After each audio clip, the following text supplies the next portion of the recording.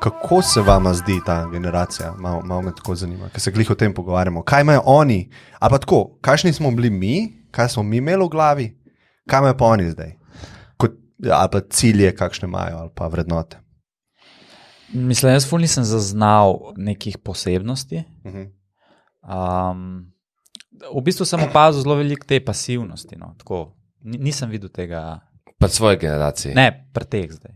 Da so bolj pasivni kot tvoja generacija. Ja, nisem videl tega neke strastino. Ja, enako, ja, jaz tudi, ja.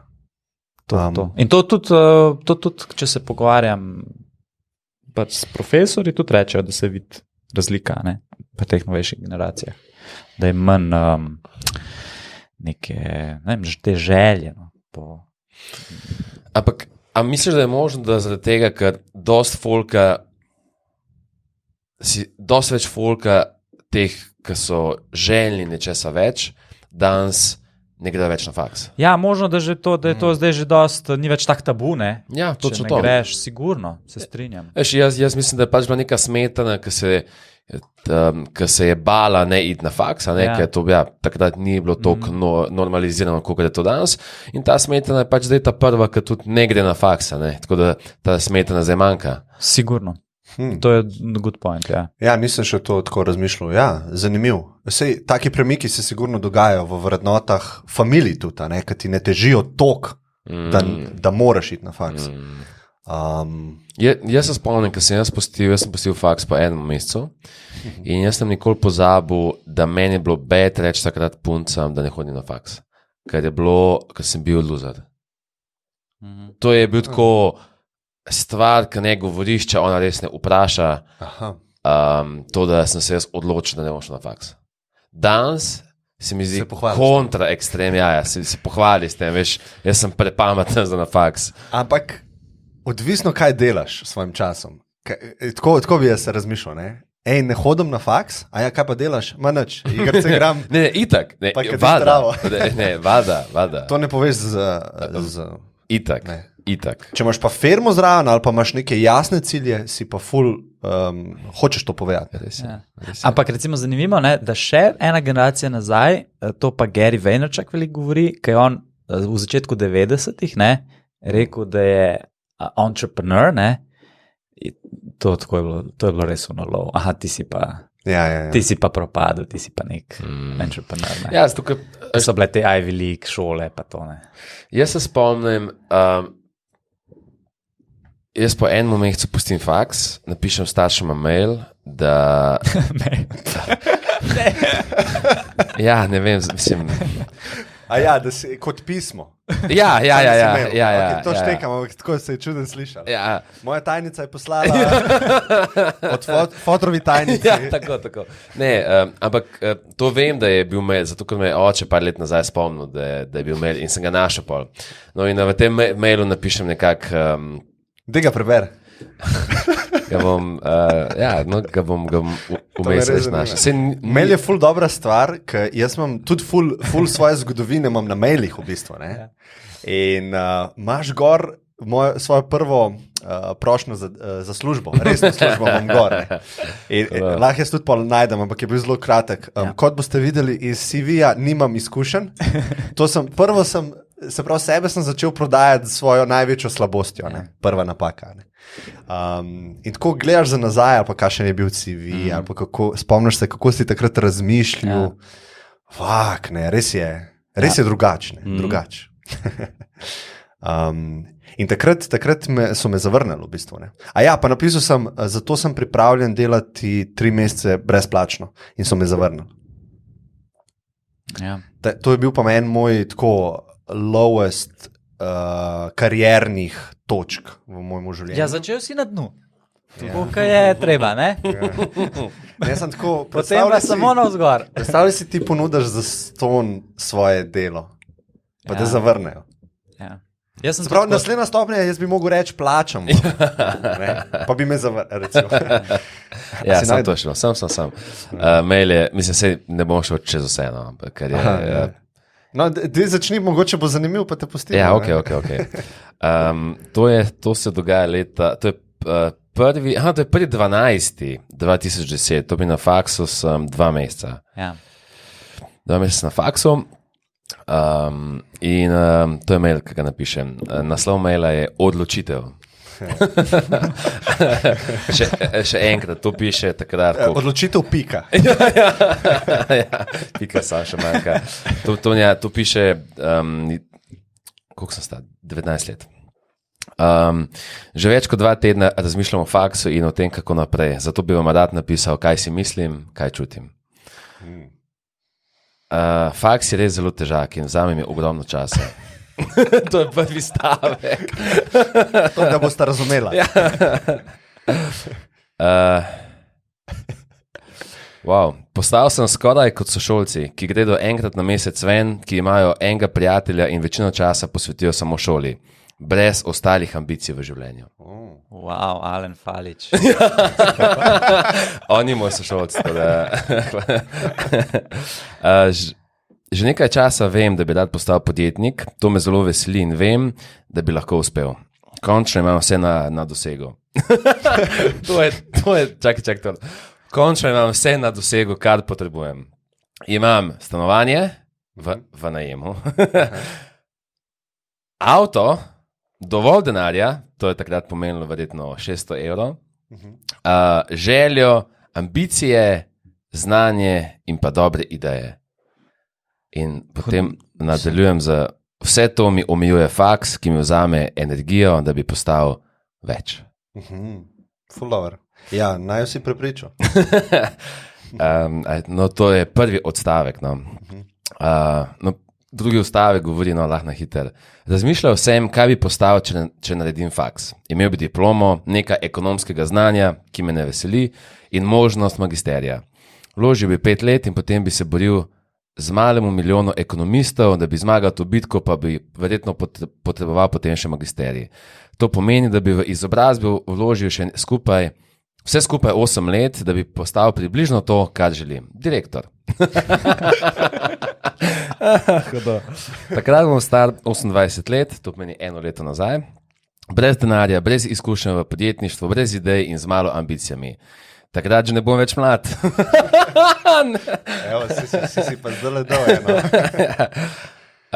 Bom pa lahko do konca življenja užival z 2500 evri ali več plače. Potem napišem, kaj vse sem že zdaj naredil v podjetništvu, pa koliko sem časa vložil v to, pa da me to res zanima, da to ni tako muha enodnevnica.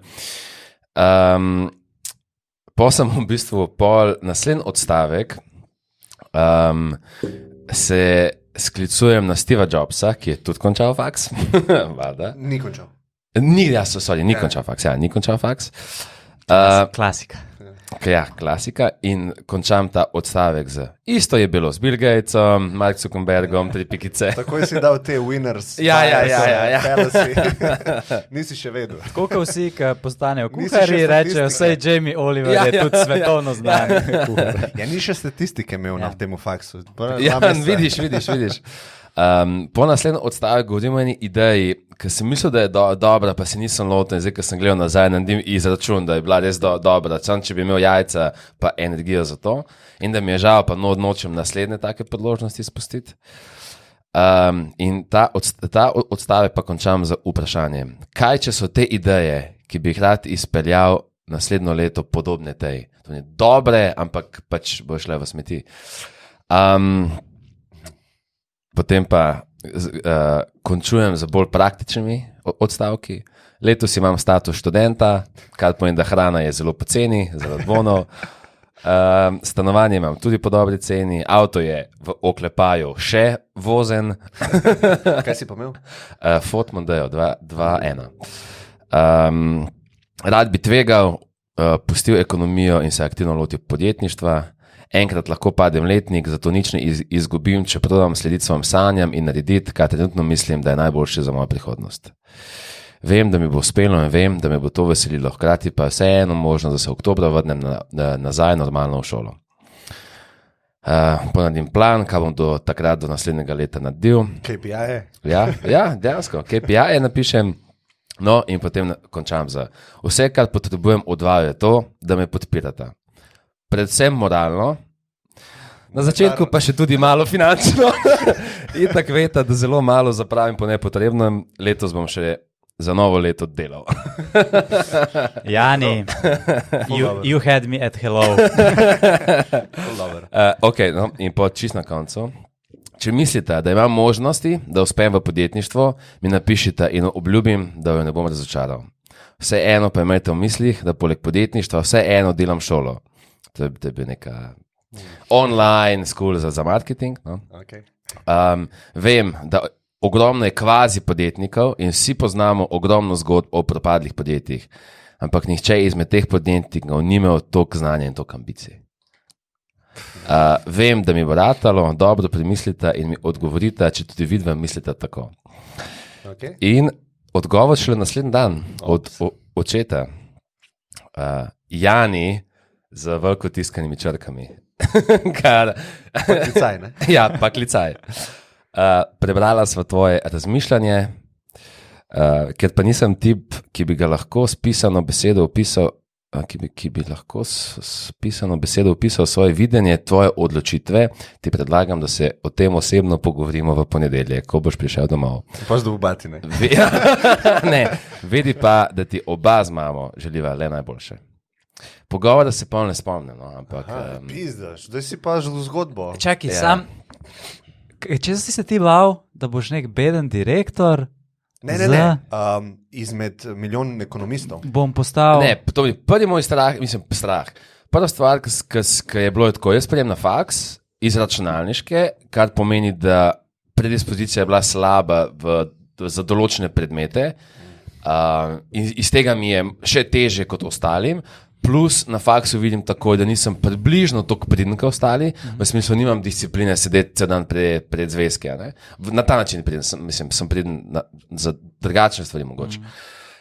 In potem se zavem, da po koncu faksa jaz tekmujem z mojimi sošolci, ker nočem iti v ta battle. To je tako, da se grem pred diskačom fajta z varnostnikom. Na papirju bojo boljši. Ne? Ja, ful boljši. Ja.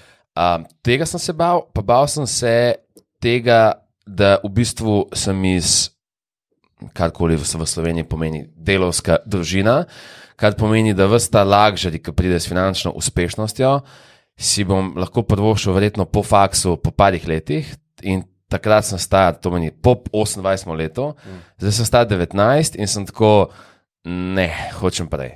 Tako, predolgo bo trajalo vse skupaj. Kar spet, vidim, da eden moj najboljši friend na faksu se že prvi letnik faksa pripelje zadnjim med počitnicami, hodi potovati po svetu in tako. In vidim, da za njega make sense, ampak jaz bila ta life tudi malo prej začel živeti. Predvsem potovanje je za me bilo ful pomembno. Ampak finančno, če grem zdaj po teh stopinjah, vidim, da to lahko si prvoščim, verjetno pa 30 leto. Tako da to so bili moji strahovi. No in ne smem se prvega pogovora, ampak do konca life bom hvaležen, ker mogoče mi je tudi to pomaga, da me starša nista probala prepričati nasprotno. Sigurno. Ja, itak. Mislim, danes... Ključno po moje. Tako, mislim, je imel to sigurno neko ful veliko. Ja, ful. Mislim, vseeno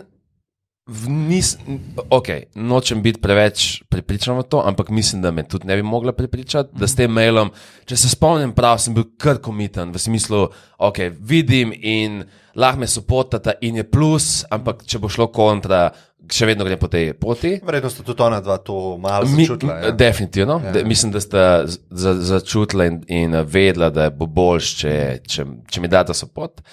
Ampak, spomnim se v bistvu, danes mogoče lahko to en posluša, ker gre zdaj na faks in si sploh ne more predstavljati takrat scene, ampak takrat to, da pustiš faks, je bil big deal, no? Ja, jaz, če sem odkrit, nisem upal tega narediti, ne? Pa sem isto, v bistvu zelo podobno sem imel ta drive, neko željo, nekaj drugega, ne? Pa ni. No, pa ti si še generacija pred menoj bil. Vsaka generacija. Tam je bilo še hujš. Misliš še en let generacija. Vada. Po mojem se je ful poznal. Tako vsak letnik je ful bilo malo lažje folku iti na svoje pa nekaj probati. In ja, mislim, zdaj je pa to tako, da si v bistvu že malo cool, če pustiš, ne?